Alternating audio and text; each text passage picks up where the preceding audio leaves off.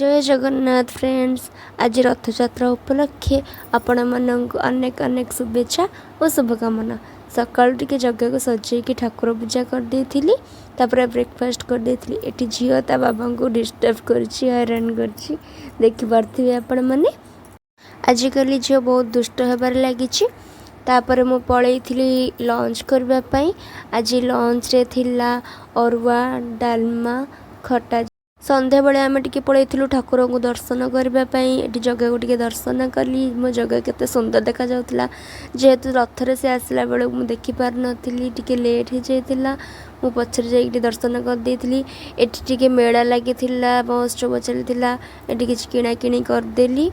किणा किणी सरला परे बाटर आसला बेलू स्वामी को इच्छा होता टे मटर सूप पीवाई, से मटर सूप आनी। आम घर समस्ते मिसिकी पी देलु। ये झीपाई मुझे गोटे छोटिया डलटे आनी, से देखिए भारी खुशी। आपण मैंने कमेंट कहे डलटी केमिति होइछि।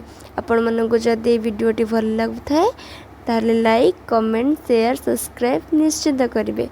रोची नमस्कार, पुणी देखा आ गोटे ब्लॉग रे।